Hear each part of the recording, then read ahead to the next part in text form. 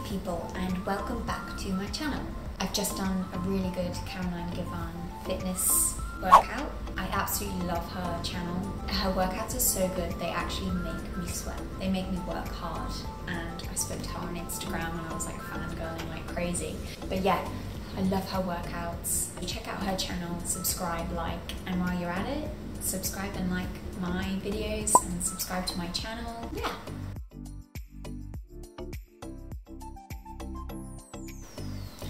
So as you probably know from the title, today I'm going to be talking about the top 10 things that suck about having anorexia. To be honest, the list is endless and I could sit here for days telling you how awful it is, but I'm just going to cut it down. It's pretty hard to cut down, but I'm going to tell you the top 10 things that I hate. I'm just sipping this delicious glass of water through my amazing sea straw. It's glass, and I think it might be, maybe it's psychological, but to be honest, they just make everything, all my drinks, all my smoothies, even my water taste better. I've linked the discount code in the description as well, so be sure to have them. So, number one for me is the pain. When I say pain, I don't mean physical pain, I mean emotional pain. And when I say emotional pain, I don't mean mine, I mean everyone else's around me. The amount of turmoil and sadness that I caused for my family, my friends, my loved ones, it's just not fair. I want to emphasize that you didn't choose your eating disorder. I didn't choose to have anorexia, but it's so hard for someone on the outside to see that, because they're not in your brain. At the same time, it's so frustrating when someone else doesn't understand your pain, but that in turn makes them feel pain.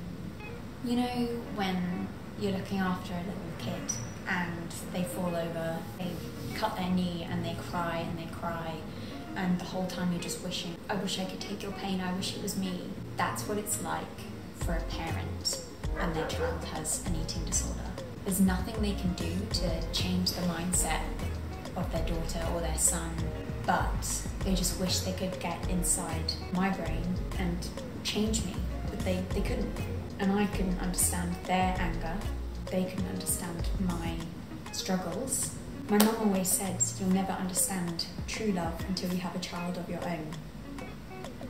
And I cannot begin to imagine how frustrating it must have been for my parents to watch me basically kill myself and not eat a thing. I couldn't see the problem. I didn't feel like I deserved it. So that meant I was struggling mentally, causing emotional pain. My emotional pain caused emotional pain. Everyone else, I said emotional pain way too much. Number two, guilt. I just feel guilty about everything.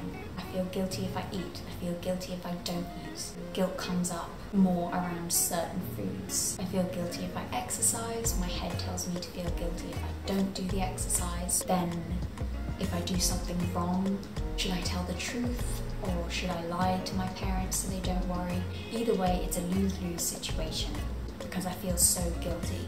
When I spoke to my uncle about it, he was like, but what have you done? What has caused this guilt? Have you murdered someone? Have you committed a serious crime? Have you stolen something? And I said, no, I've just eaten. When you put it like that, you've got to think logically and think, you've got to say it out loud and think, that just makes no sense. Would you tell a little girl, oh my God, I can't believe that, you've just eaten that chocolate bar? She would feel guilty if you said that. So why are you saying it to yourself? Number three, the amount of stuff I've missed out on. So because my weight was low, it meant my body was weak, so I missed out on school trips. I never got to go to Spain on the Spanish exchange. I missed out on going to London. I missed out on swimming competitions. My swimming completely stopped, so I lost that dream. You might have seen in one of my previous videos, I had a dream to be in the 2016 Olympics, so I missed out on that. I missed out on parties with friends because I was too scared of alcohol. I was scared of what food was going to be available. I also missed out on parties that happened while I was in hospital. I missed out on family holidays. There were so many times where we booked a skiing holiday, and obviously a skiing holiday is very active and it was too dangerous for me to go. So last minute plans changed and I was stuck at home with my mum, which meant I missed out and so did she, which isn't fair. I also missed out on the start of my last year of school, which is pretty significant because you're with your amazing friends all the way from the age of 6 all the way up to the age of 18, and I missed the start of the last year, which sucks. Number 4 may seem a bit insignificant, but for me it's a big thing, being cold. And I hate being cold. If I'm cold, I'm miserable. If I'm cold, it's all I think about. If I'm out in the evening and I'm cold, all I'm thinking about is when we're gonna leave, and I can wrap myself up in my dressing gown and duvet and turn the heating on and get a blanket. I hate being cold. But when you're so malnourished, your body isn't concentrating on little things like keeping your body warm. It's concentrating on pumping blood to your main organs. It doesn't care if your fingers are freezing or your toes are cold. It wants to keep your heart, your brain, your liver, all the main organs. That's what it's looking after. So I remember the first time we went skiing, I had, probably sounds ridiculous, but I had a hand warmer in every single finger in my gloves. I also had to stick it in my socks. I had to have extra large ski boots because I had to wear so many pairs of socks plus the toe warmers. Sucks. I'm still naturally cold now. I like to say cold hands, warm heart, but it will take some time, but I'll get there. Number 5 is fear. I'm a bit of a daredevil. I did a bungee jump in South Africa. I used to do whatever my dad did when we went on holiday, like jumping off cliffs into the sea, go on the scariest rides at theme parks. But when it comes to eating, I'm super scared. There's a fear of calories, fear of fat, fear of weight gain. In turn, there's the fear of not having enough or the fear of not being enough. It's just constant emotional turmoil. Just being scared of yourself, really. You can't control what's in your brain. It's like this demon has taken over half of your brain and it's arguing with the real you, and you just fear what the outcome's going to be. The 6th thing that I hate about anorexia is the constant thoughts. Thoughts about food, thoughts about planning, thoughts about calories, just the inability to think about anything else. Some days I would go to bed and take a step back and think, what have I done today? I literally thought just about food and what I'm going to eat. When I first got to Melbourne, as you probably know, I was obsessed with brunch, and I had planned my meal 3 weeks in advance because I knew which cafe I was going to be going to. I wasn't living in the moment. I was just scared of the future, so I wanted to think about food and wanted to have a set plan just to avoid that fear of losing control. So number 7, comments. Now this one's a bit tricky because you can't warn everyone that you've got an eating disorder. You can't tell them what to say and what not to say. I remember a few therapy sessions where the doctors and dietitians sat my parents down and said, don't say well done after a meal because she'll internalise that as she's completed a meal which she shouldn't have, which means she'll feel fat.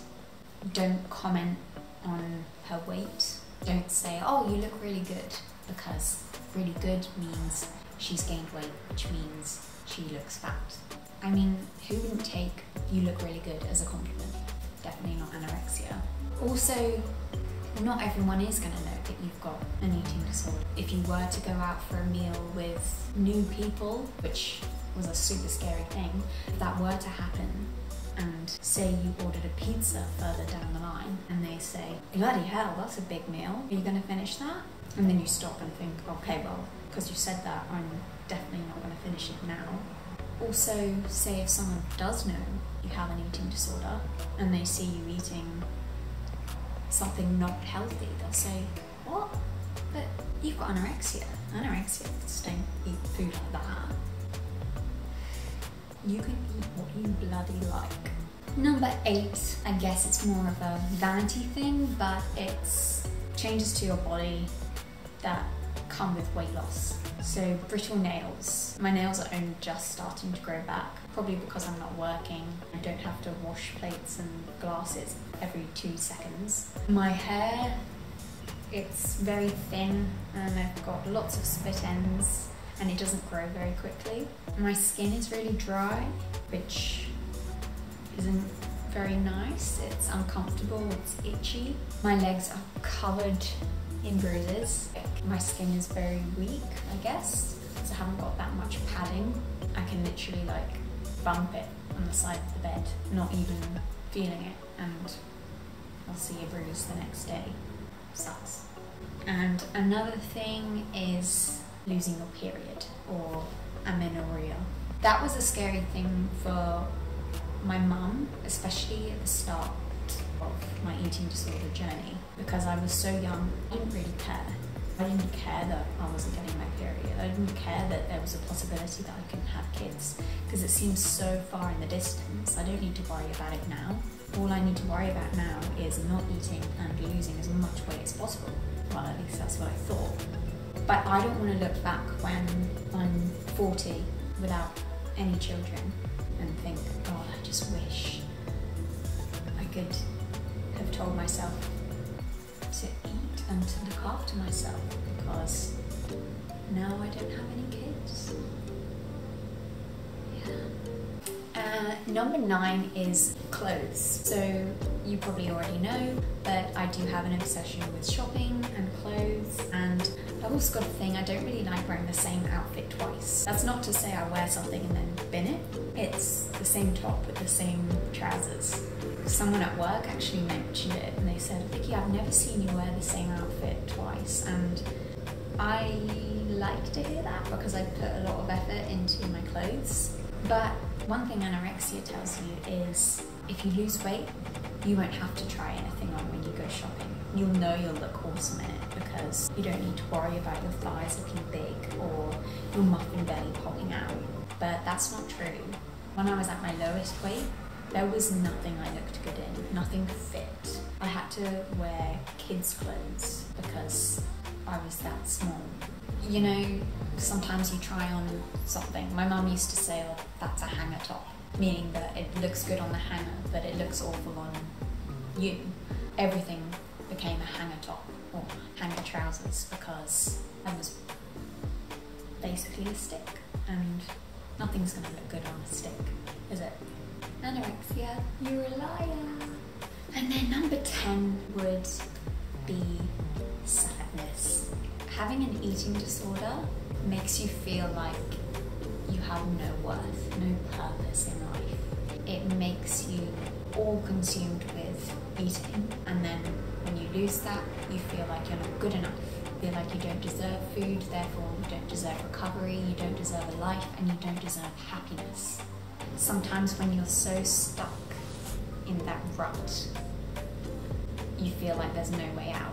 So you feel like, what's the point of even trying? I'm not gonna recover, because that's what anorexia tells you. You think you are anorexia. But let me tell you, you may have anorexia, but you are not anorexic. Try and separate yourself from your eating disorder. You are not your eating disorder. You simply have anorexia. It's a separate thing. You are not anorexia. So when you are stuck in that rut, take a step back and weigh up the pros and cons. I did it so many times with my therapist. You can write out the pros of recovery and the pros of anorexia. There are literally, like, you cannot even compare. Having a life, having happiness, friends, activities, holidays, freedom, feeling confident, strong and healthy over sadness, being cold, being miserable, everyone worrying about you. Like, what sounds better? I know what I prefer. Also, I want to emphasize, you are not alone. I'm not a doctor, but I'm here for you. You can comment below or message me on Instagram, anything. I want to help you because you are worthy of help. And all these things I've listed today, you probably think the same and you want to get rid of those feelings. So please reach out to anyone. You deserve help. You are not alone. So, I hope you've enjoyed this video of the top 10 things that suck about anorexia. Comment below if you agree with me, or if I've missed out anything, or if you've experienced anything similar to me. I'd love to help you and speak about everything, because there is a way out and we can do it. We can do it together. So like this video, subscribe to my channel and follow me on Instagram too, and enjoy the rest of your day. I'm gonna finish my delicious water.